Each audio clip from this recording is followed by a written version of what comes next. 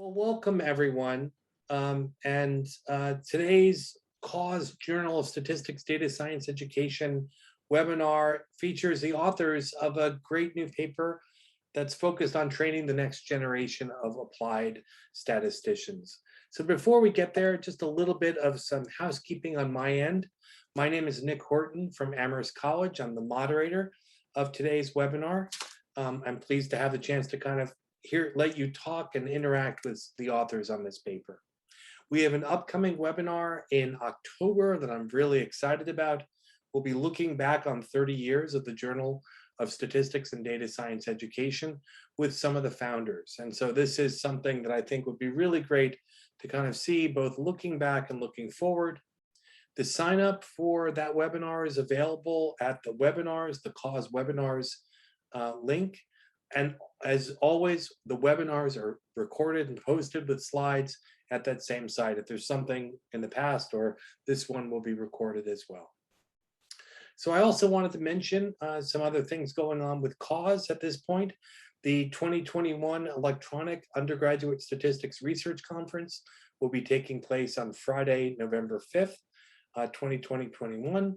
This is, again, a conference that's always been electronic, but I think it's still a great way for undergraduate students who've been doing research to kind of share their results and also hear some fabulous speakers. So this is a free conference that, again, I would encourage you to share with your colleagues and students.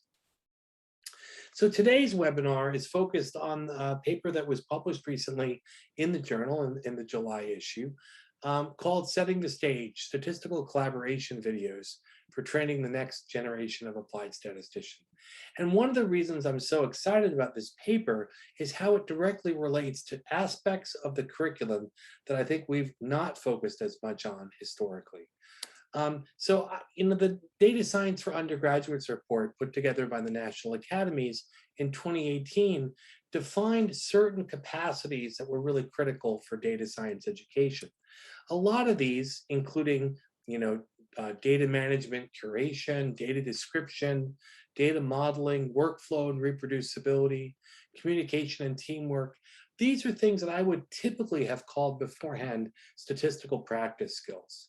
And in particular, the one, communication and teamwork, is the one we hear from employers, that it's so critical that students have that experience of communication and teamwork. So in the National Academies, they talked about the components of communication and teamwork that are critical for all students in data science and I think in statistics programs, and that would really contribute to their success in the workforce. And so these include aspects like understanding client needs, clear and comprehensive reporting, conflict resolution skills, well-structured technical writing without jargon, and effective presentation skills. So this is great, but how the heck do we teach it? I think one of the things that's been really helpful for me in reading this paper and working through the videos is to seeing ways to kind of bring some of these things into the classroom where I don't have to kind of build it all from scratch. And that's really what kind of led, I think, to kind of these aspects of how we teach a broader aspect of statistical practice and really kind of sets the stage for today's webinar. So let me introduce briefly our three speakers. Julia Sharp is an associate professor of statistics.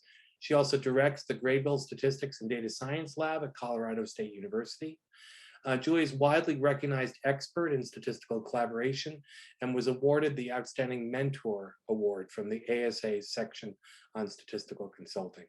When she's not working, Julia enjoys baking, hiking, and enjoying the company of family and friends. Emily Griffith is our second speaker today. She's an associate research professor of statistics at North Carolina State University. She's also a fellow in the Office of Research Innovation, working on development and strategy to further innovation in the university's data science initiatives. In her free time, Emily enjoys running, cooking, and hanging out with her family. Last but certainly not least is Megan Higgs.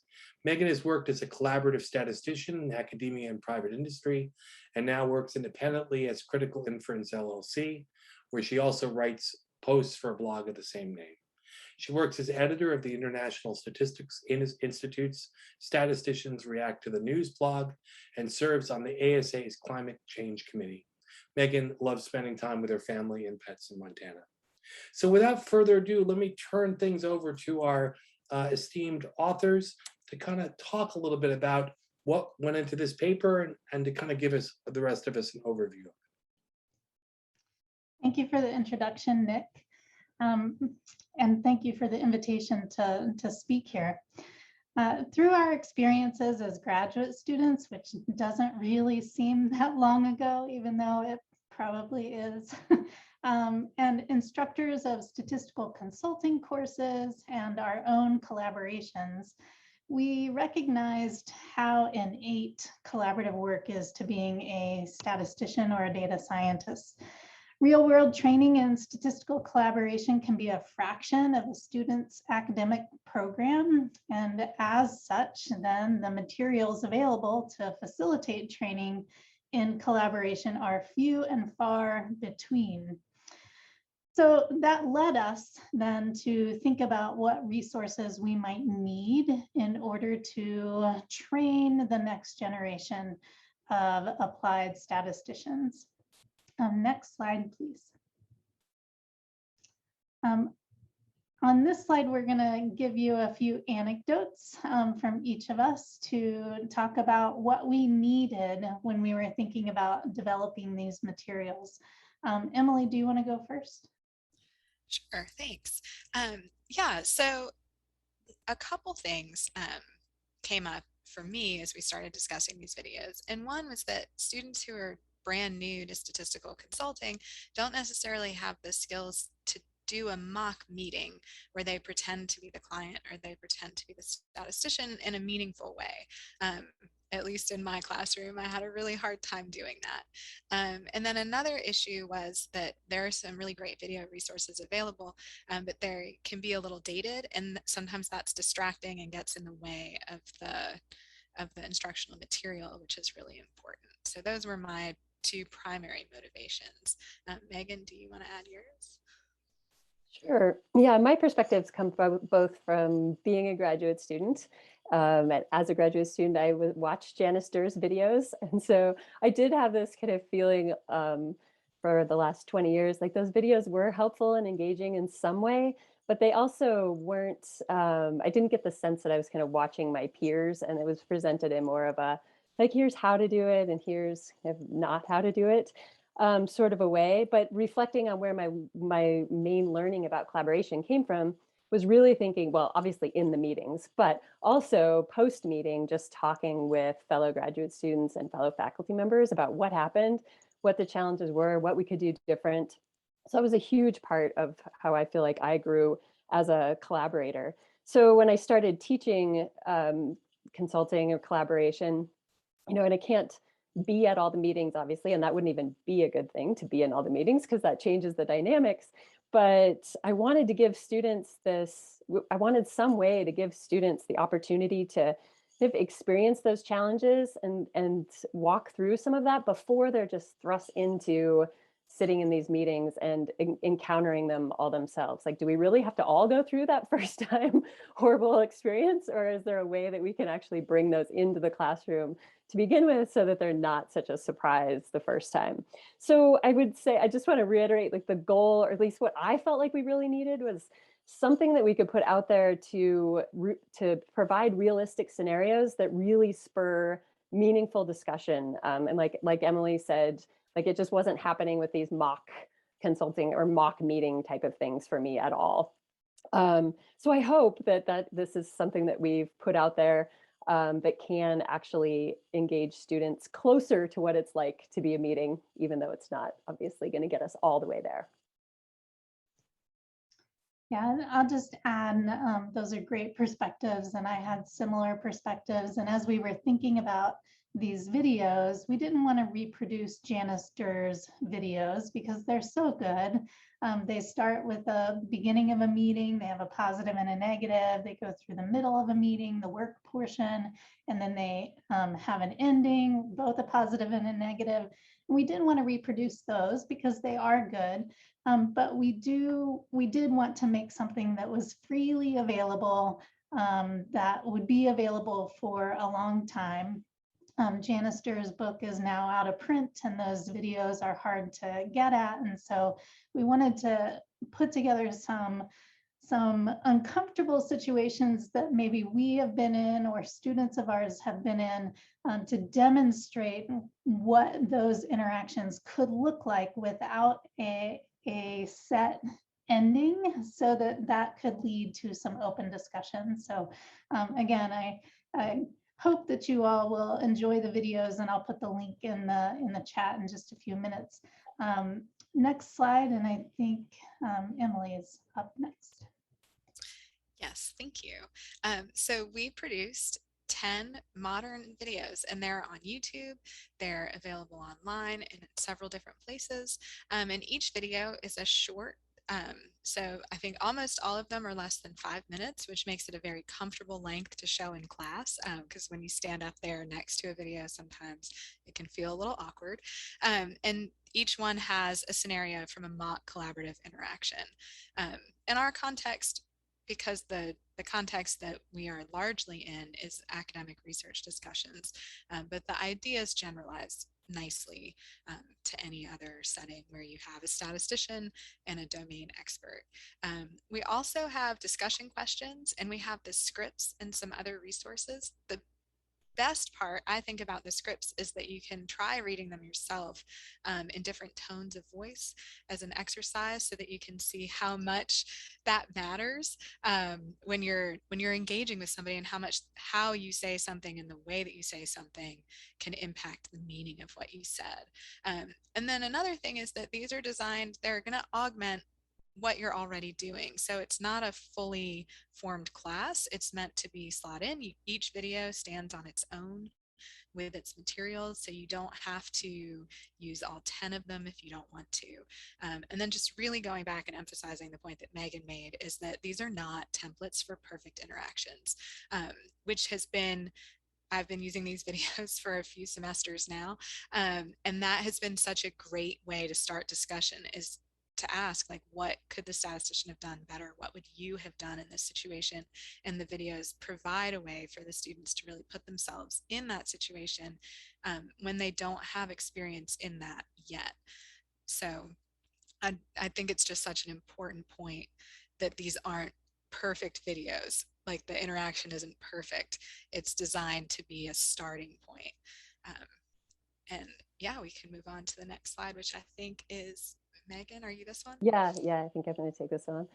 Yeah, I just wanted to add one other thing onto Emily's. So I love one anecdote she has from using them in class is one student actually went into a meeting, and then they were talking about it after. She was like, oh, it was a video moment. We actually, so there was clearly that connection between what they had talked about in the video and what happened in the meeting. I also just want to mention one thing that we didn't hit on for the what do we need slide. And we really did recognize that the types of, or the format for courses where you're teaching collaboration and statistical consulting or data science consulting, or we want to call it, there's a huge variety. And so we did not want to put out something that would only fit into a course where students are definitely going and meeting, or they're meeting in person or online, or like 1 day a week versus 3 days a week. So we really tried to make something that was flexible and would just augment an already existing curriculum. Like, this is not meant to be a standalone curriculum. So I just wanted to kind of make that point. So we just wanted to go through some of the general themes captured and the main ideas behind kind of our titles for some of the scenarios or topics that we go through. And just for transparency, like, we didn't start out with these 3 themes and then fill in scenarios that would go with these 3 themes. We really brainstormed scenarios that captured challenges that we had experienced or our students had experienced. And we even did have graduate students help with the brainstorming. So I think our first list, when Julia and I did it on the whiteboard with graduate students, was like, I don't think we had 20 or 30 things on there. And then amongst the 3 of us kind of figured out what to hone in on. But I think it is helpful to kind of choose a primary kind of theme that each video goes with. And so here's what we came up with to do that, was communication, planning, and meaning related issues. So these are less specific to statistics or data science, but kind of more kind of the general stuff that comes up in collaboration in general. Then challenges with statistical inference, really in communicating statistical concepts, which we all know can be quite challenging, particularly the first time you're trying to do it. And then professional ethics. So I'll just run through each of these fairly quickly, but just kind of give you the names of the scenarios or a little description of the scenarios that go with each. So the first one, the general communication planning and other meeting related issues. So we have 4 scenarios that we, I guess, classified as this being their primary theme, even though they definitely all contain all of the themes. So we'll say that, but we had to force ourselves to pick a dominant one. So these really, one focuses on moving expectations of or trying to help the statistician communicate that they're more than a technician in the relationship and really kind of foster this collaborative working together both as scientists relationship, which has come up a lot for all of us. To negotiate the scope and timeline of work. So that's kind of a typical one that would come up in any collaboration. And then the saying no. So how do you discontinue a relationship or decline future work? Always a hard one. And kind of related, ending a meeting politely yet firmly. So next slide. So the challenges with statistical concepts one. So we really did want to get some content in there. So we didn't want this to just be all about communication because it is a unique situation to talk about statistics and data science concepts that are typically challenging to discuss, even amongst statisticians or data scientists.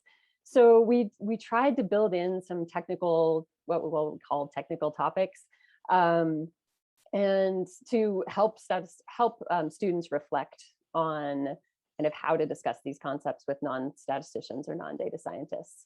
So, and also included, which is more like theme 1, listening and teaching in a respectful and professional manner. So like your tone of voice and your demeanor, and those kind of things coming through.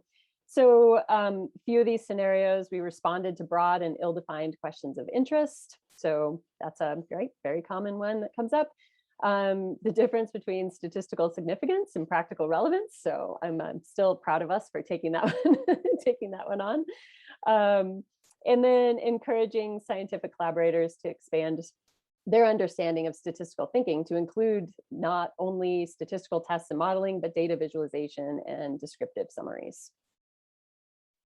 Okay, so next one, and the final one was professional ethics. And I think that this was when we really, we went into it, or at least I went into it wanting to at least reference or get a point where people using these videos in a class would have a motivation to also bring in ASA's ethical guidelines for statistical practice. And it kind of naturally went with quite a few of the scenarios, but there were a few specifically that give that opportunity to kind of add that extra bit to the curriculum. And those are navigating requests for p-hacking, explaining pseudo-replication and potential ramifications, definitely a difficult one, and addressing inappropriate and potentially unethical analysis choices. And I want to add on to this that it's that we tried to, well, this is a great place for students to really kind of struggle with this idea that often doesn't come easily, that these requests for unprincipled analyses, or what we see as unprincipled analyses, often come from just a lack of understanding and a lack of knowledge, and not necessarily from ill intent. So, and that's a really important thing to practice before you actually get into a meeting where you're faced with these things, so that your response is respectful and doesn't harm the collaborative relationship. So that just gives you kind of a flavor of the scenarios and just these over these 3 general themes. Great, thanks, Megan. I thought I'd run through one of the videos and kind of show you what the website looks like and show you what the videos look like. So again, we wanted to show you some of the utility of the videos, and so I'll do that here. On the web page, we have a description listed of the video of the scenario, along with links to the video, the script, the discussion questions, and the credits. We also include a citation for the video, and then we now have a link to the paper as well on this website. Noticing the video, all of the videos have closed captioning available for accessibility. And then Emily mentioned that most of the videos are under 5 minutes. And there is one video that is a little bit longer than 5 minutes. Again, trying to incorporate all of the statistical concepts as well as the communication between the collaborator and the statistician. Sometimes that was challenging for us as we wrote the scripts. I will say that if it were up to us, we would have 10-page scripts that lasted 10 minutes, but we realized that that wasn't going to be feasible for a classroom. So we tried to hack it down. And so you will find some pieces of our extended scripts in the scripts themselves and in the discussion questions. Next slide, please. At the end of every video, there's a screen, a capture of discussion questions. There are 2 discussion questions listed at the end of every video, followed by the credits for the actors and the producer, the videographer. In addition to those 2 questions that can be paused in the classroom or whatever setting you're in, there's an additional set of questions on the website. Usually this is between 2 and 5 more questions. I think some of them might have 10 questions, as well as a link maybe to some other resources. Megan mentioned the ASA ethical guidelines, so there's a citation for that on some of those discussion question pages as well. Next slide, please. So along with each video, we also have the scripts. Some of the videos have those added chunks that we had to cut out to make the videos a little bit shorter. The scripts, as Emily mentioned, allow for flexibility. They can be read aloud by yourself or by your students. One student can play a collaborator, one student can play the statistician, and you can change the tone. This is another way that we can engage the students in this training. So I think that having those scripts is really useful for engaging the students as well. And next slide. I have a link to the videos there. I just want to say that we had a ton of fun collaborating with each other, putting together these resources for you. We are excited for you to use them. We hope that you'll give us feedback. Thank you for the opportunity to share our work in this venue, the webinar, but also in the journal. And with that, I think we are at the question part. That's great. Well, thank you, all 3 of you, for a great overview of really an interesting and creative addition to these resources. I've certainly used the Janice Durr videos, and but again, we're getting to a point where some of them are quite dated, and as you note in the paper, it's really difficult to access them at this juncture. So having something kind of brought into the future, and it was really effective in terms of, like, I could feel the pain of the statistician and the investigator, as there were these two worlds coming together in ways that I've seen way too often and experienced myself. And so I think particularly for, more junior people, students are going to this is going to help make these questions just so much more salient and effective. So again, kudos for you for this work. I'd love to just start with some questions, but also encourage those who are, participating in the webinar to share your questions. I think the chat is able, you can do that to the presenters, the panelists, and also put stuff as a Q&A. But let me start with a couple questions of my own, moderator's privilege here. So what lessons did you learn from this? And I'm thinking pretty broadly here from developing the resources. And I know, maybe this could be as far as, like, I'm thinking about quitting the day job and heading to Hollywood, selling this to Netflix, but I'd be just curious, what lessons did you really take from this? Well, I can jump in on this one. I was thinking about the lessons that we learned. And one of the things, I think I always knew that tone was important, but I don't know if Julia and Megan will remember one of the first script read-throughs that we did. I think all three of us had just had like kind of a bad day, and that we were, by the end, it felt like the scripts that we had so lovingly written were sort of aggressive and a little chippy. And so we sort of we ended the meeting, and we were like, okay, let's regroup and figure out what to do, because these aren't the interactions that we necessarily want to portray in these videos. And so that night or that weekend, I made my husband read them all with me, and he had not had a bad day, and the entire tone of the scripts changed, with just a different voice reading them. And that really made me stop and think, like, we had written them, and just through sort of our own bringing our bad day to our meeting, right, really changed the way that the videos came. And that actually inspired the idea of including the scripts so that students could read them out loud and get a feel for really how important tone is. Yeah, and again, it's, you know, it's a truism that it's not what you say, it's how you say it. Though I do think it matters what you say as well. And so that kind of thinking about different approaches to this, beyond what's for the video, which you have available because of those transcripts. Any other lessons? I'll say that I learned a lot about video production, so I had no idea really what went into that, which was fascinating, really, just to see the whole part. Even after we were less, you know, writing the scripts was a huge learning experience. And if I had to pick out one piece from there, it would be when we had to cut them down. So we realized they were all really long, and so just learning from what the three of us thought was important, or the differences in what we thought was important, and how to kind of keep those pieces in, but yet shorten them. That's great.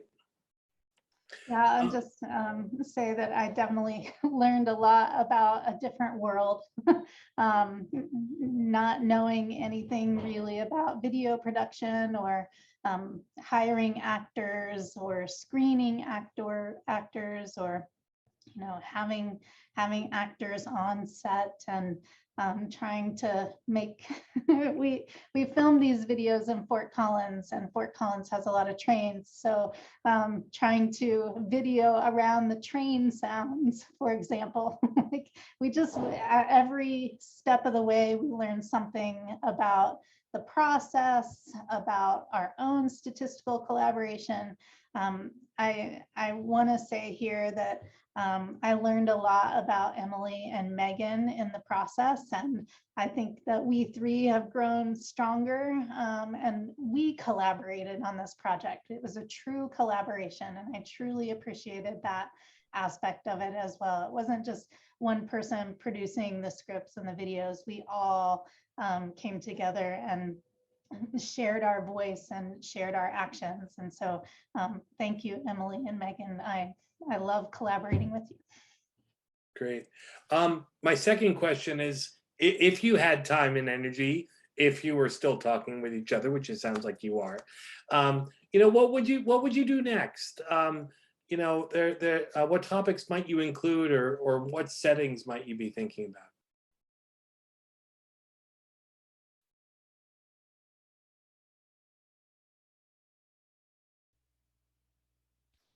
Okay, Megan, it looks like you Yeah, had go something to ahead. I say. was ready to let you go first again.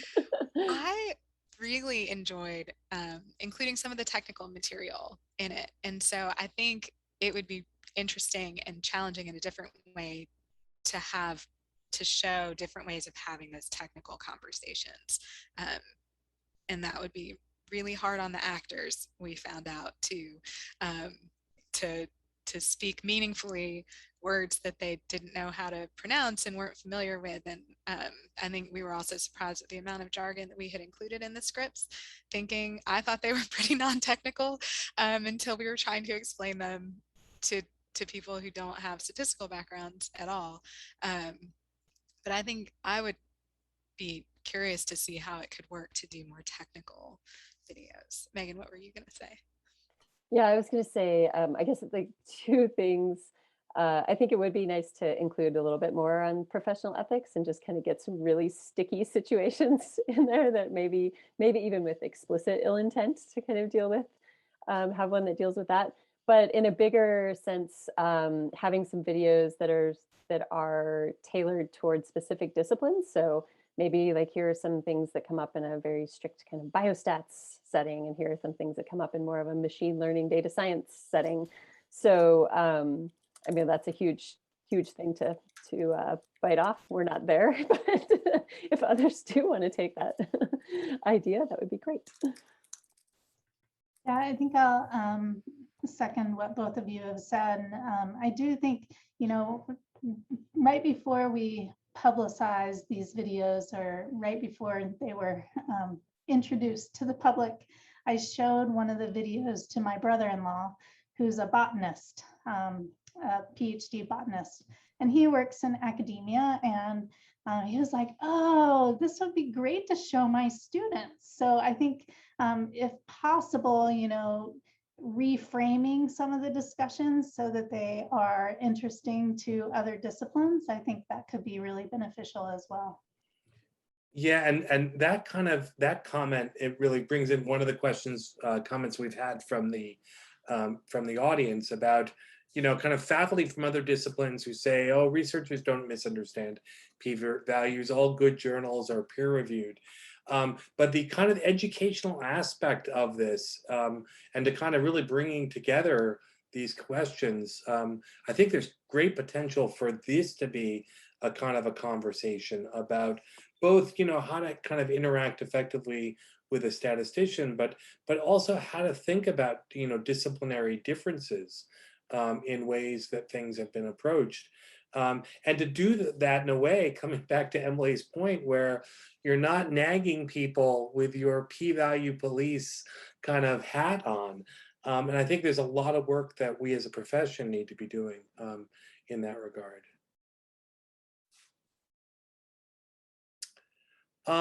Let me take my last question, then turn over to some other ones.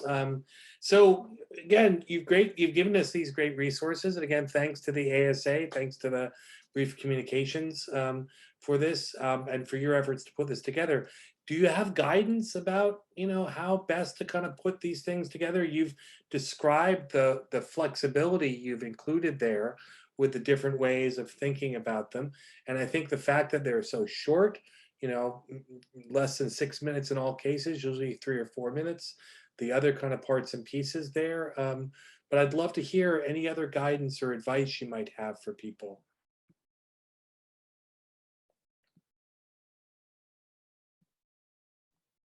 I'll start in.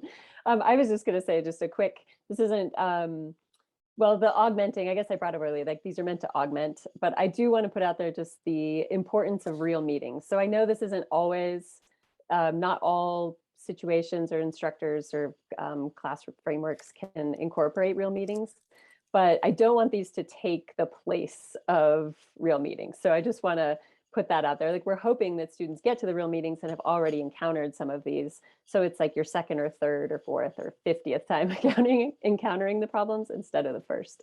So yeah, so I guess my guidance is just like, still try for real meetings with real researchers or whatever context, or clients, whatever context you're in. Yeah, and again, having that practice in different kind of levels.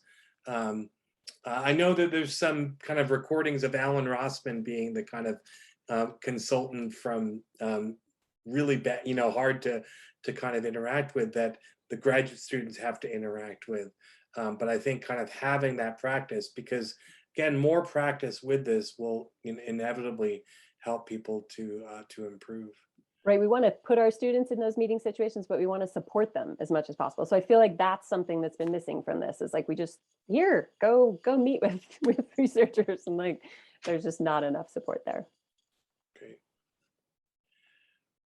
So another question's come in. Do you have students write about their impressions from any of the videos or what they've used? I know you have a brief section in the paper that talks about the student reactions being generally pretty positive.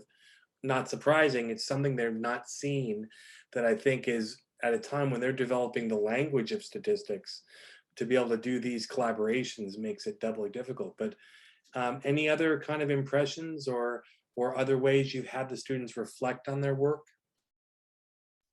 Yeah, I teach an online section of statistical consulting, and we took a deep breath. Well, we call it statistical practice, but we took a deep breath a couple years ago and started having them meet with real live clients, as opposed to sort of the canned projects that we had done because we were.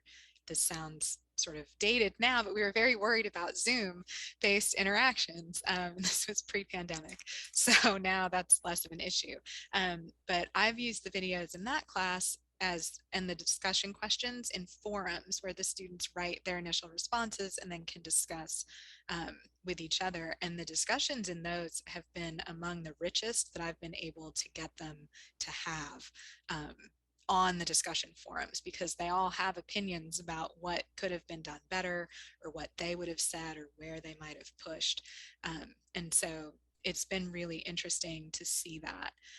They do know that I helped make the videos, so I don't know if that kind of changes some of the feedback that I get in my classes, but I've heard positive feedback from other instructors who teach it here too. Great. There's a follow-up on that, Emily, of a participant who says that they love the inclusion of the discussion questions and asks if there are patterns of student responses to some of them that really stand out to you as surprising or memorable. And again, this question related a little bit to what you said. How challenging was it for you as an educator to moderate the discussion with students?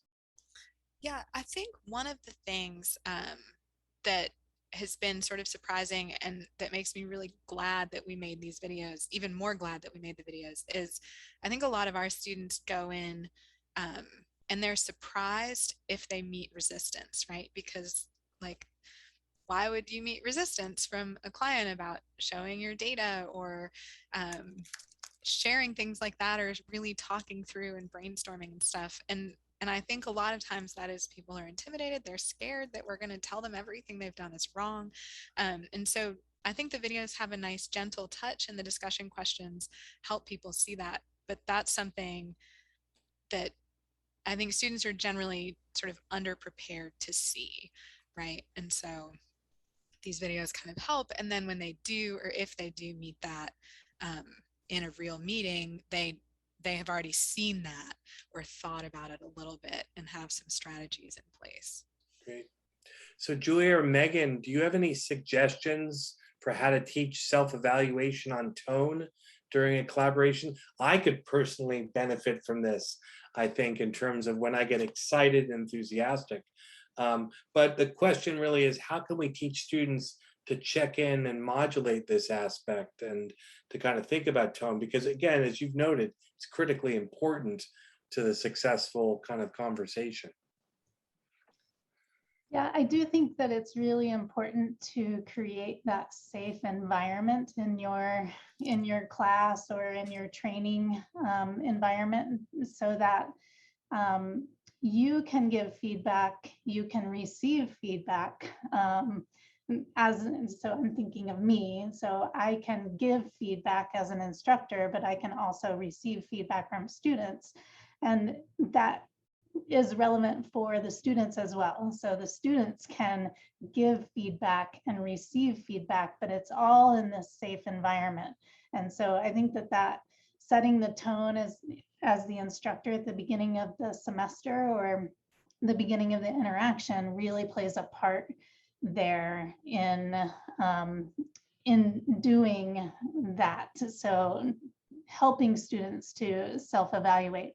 I will say that one semester, this was when we were in person, obviously, but I went around the classroom and I shook hands with each of my students to introduce myself and have them introduce themselves to me. And one student nearly broke my hand. And I don't think that he would have realized that had I not said anything. I I clearly grimaced because I really thought he broke my hand when he shook my hand. And I just said, you know, that was a little firm. Can we try again with a little bit softer? So we're speaking about communication, but I think that, you know, that's a part of nonverbal communication when we used to introduce ourselves by shaking hands. So I think creating that safe environment where you can talk to each other as peers is really important there. Great. Yeah, I can just kind of add one little thing to that. So I think for me, and I think conversations that I used to have with my graduate students is really putting yourselves in as much empathy as possible with where the researcher is coming from, and really coming from that place of it's a lack of knowledge or awareness. It's not ill intent, and remembering that and reminding yourself of that on a regular basis can really change tone. That's worked for me anyway, the best. And again, I can't think of a better kind of closing point of that, kind of assume goodwill, but communicate in those kind of ways. And I think in terms of life and our teaching, those are just great messages. Again, thank you all for both a great paper, some fabulous videos, and what I thought was a really useful conversation today. We'll be posting the recording and the slides, and those videos are out there. So thank you very much for me and the other participants for a great webinar. Thanks so much, Nick. Thank you. Thanks, everyone.